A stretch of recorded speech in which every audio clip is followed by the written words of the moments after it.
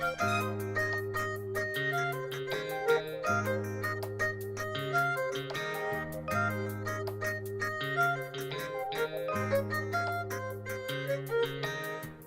to my lounge, it's groovy. Welcome to my groovy psychic lounge. My name is Dale, mashed potato. Welcome to my groovy psychic lounge. Welcome to my lounge, it's groovy. Welcome to my groovy psychic lounge. My name is Dale, mashed potato. Welcome to my groovy psychic lounge.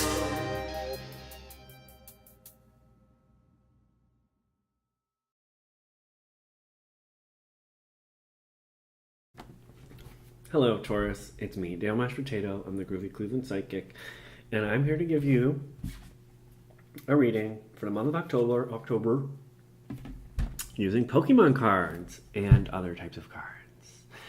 It's a deck handmade by myself. I'm also going to add some new cards to it. We're going to add some X-Men cards to this deck. That's a separate video. I'm going to open these in a separate video. Each side will get a couple cards, and it'll be fabulous. I've prepared this space. I have a vision board up here that I had made earlier at some point. I've got my salt crystal balls and a plastic fish. I mean, real fish. Just kidding. I also sprayed some Gap Blue. I'm going to spray a little more because it's time. It's time. It's clearing out. And I would like a little bit more fresh. Okay. Taurus, you're fabulous. Let's find out what the month of October has in store for you, my dear bulls. Oh, God. I'm trying to be funny, spraying that Gap Blue. And oh my goodness. It's just powerful. It's powerful. And classic. Okay.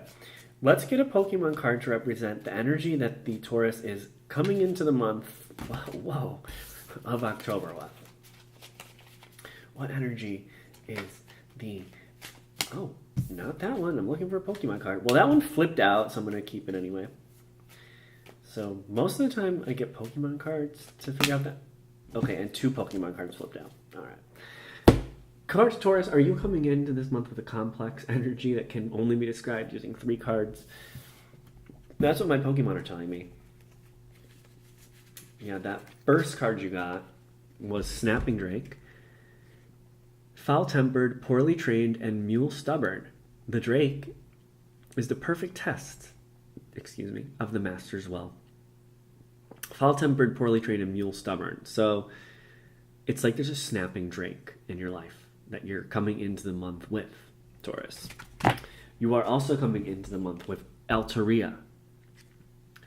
It flies gracefully through the sky. Its melodic humming makes you feel like you're in a dream. So imagine these two in the sky together. Does that accurately describe what's happening perhaps in your sky or in your head, Taurus? Are you feeling like alternatively like dragon-like and beautiful floaty cloud-like? And finally you get Slowpoke. Its long tail often breaks off. It doesn't really feel any pain though, and its tail grows back, so Slowpoke isn't even particularly bothered. You're not bothered. Okay, so it's like you have like a kind of like floaty-doty energy. Whoops, backwards camera. Floaty-doty energy, and then also like some like mule stubborn, foul-tempered, poorly trained energy. And you're just like, okay, that's interesting. That's what's happening. Okay, interesting. So that's the energy you're coming into the month with. That's not necessarily going to be there the whole time. It's just saying that like when October starts, you're kind of not bothered by what may even be some foul-temperedness and conflict in your world. Okay. But however, I would like to gather 3 cards to represent the energies that the Taurus will encounter this month. How about this one? I'm gonna go with this one. Oh, that's interesting. I can tell that's not a Pokemon card. It's thicker. And then your last card is this one. Okay. This month, October, Taurus is not bothered, even though there may be some chaos and conflict. And then this month, Taurus gets Big E. Imagine Big E. Kind of reminds me of Slowpoke. He's kind of just sitting there. And this card is actually, I read this card earlier. It says, one has to wonder how long Big E will be content to stay in the tag team ranks.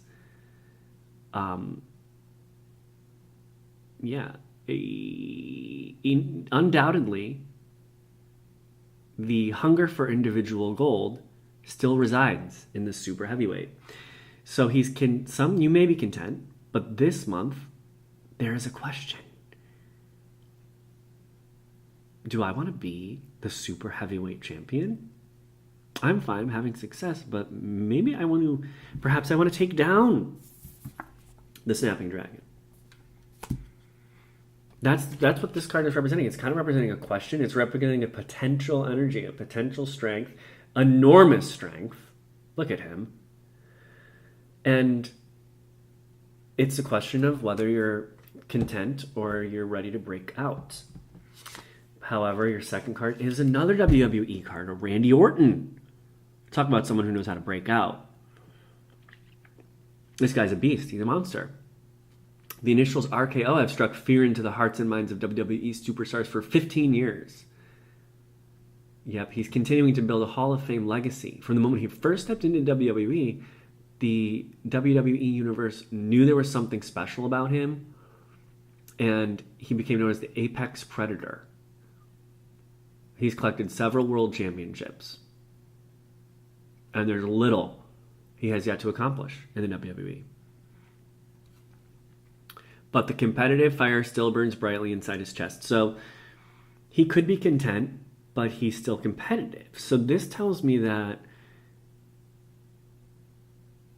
the potential is there, but maybe you are content. Maybe you're just going to do it for the competition. You've already had a lot of success. Interesting, Taurus. You're contemplating something that you already had success in.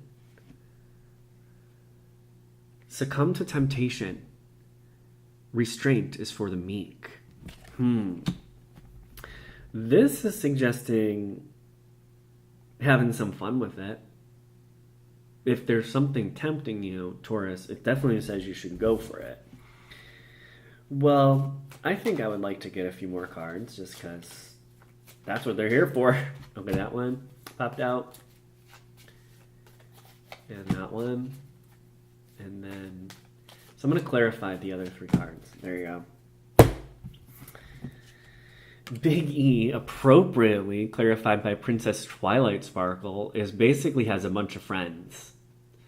And this card talks about just how Princess Twilight Sparkle is just the best friend and like great at friendships. So maybe this says like WWE Big E doesn't want to step out on his own because he's part of a popular tag team, and so maybe he doesn't want to leave his friends, and so maybe you don't want to break out on your own because it may alienate you from like a group or something. And maybe you have the potential to be really successful, but like you don't want to abandon your friends on their journey either. However, your Randy Orton clarifier is far-fetched. Now, this Pokemon always walks about with a plant stalk clamped in its beak. The stalk is used for building its nest. And so Farfetch'd like carries around a stick and he just will hit people with it. And Farfetch'd is concerned about his nest. Same as Randy Orton is kind of at this point, he's had so much success, he's kind of just he's just continuing to build his career. So this told me that you have the opportunity to continue to build. Okay. And then succumb to temptation is clarified by ancient animus. Multani's mind grasped for consciousness as rage itself rebuilt its body. So that tells me something is rebuilding itself. So maybe you're rebuilding, building something new. So maybe like what's these two represent is this is something new that's kind of itching at you, and it's stubborn, it won't go away, it's poorly trained, it's foul-tempered. There's something eating at you, Taurus. You're kind of like, should I do this? Oh my gosh, but I'm so comfortable just floating around and being comfortable. And right now you haven't done anything. You're still just comfortable. But the cards want you to succumb to temptation, or the temptation of rebuilding yourself and trying something new. That's what the cards want you to do. Let's see what happens at the end of the month. What's the energy at the end of the month? Are you still slowpoke? And you're like, I'm kind of just gonna relax and not worry about it.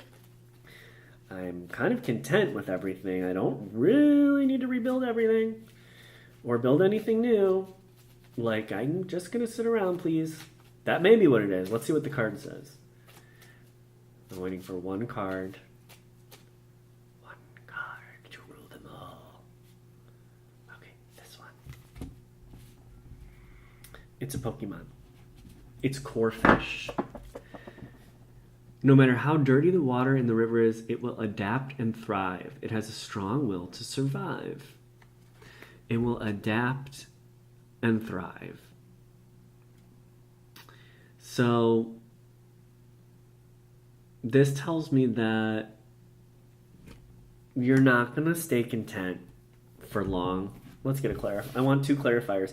Since I got 3 cards for the opening energy, you're getting 3 cards for the ending energy. Corphish adapts for the sake of thriving. So it's like what that suggests is you're not going to really be content just being slowpoke. Like, you're here to... the temptation to enhance your legacy is too great. Remoraid is another little fish water Pokemon. It has superb accuracy. The water it shoots can strike moving prey from more than 300 feet away. That says that if you do choose to make enhancements, you have great skill in doing so. Jeff Samardzilla is a baseball player. He pitched for 4 teams in the last 3 years, but he has 12 wins for the Giants, were personal best. He brings strong momentum into the 2017. He pitched for 4 teams and has strong momentum.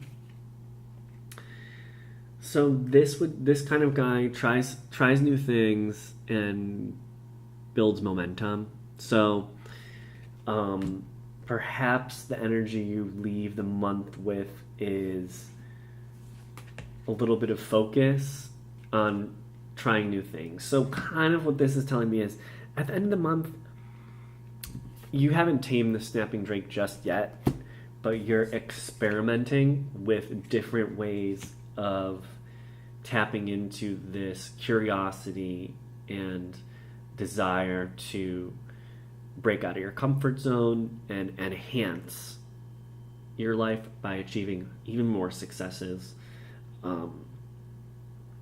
in the future. Okay. Wow, nice reading, Taurus. I hope you liked it. If you did, feel free to like and subscribe. I've got to say that. I got a letter from YouTube that says I have to ask for likes and subscribes. Otherwise, they were going to take out my videos. So, anyway, this has been Dale Mashed Potato. I'm the Groovy Cleveland Psychic. I hope you had a great time.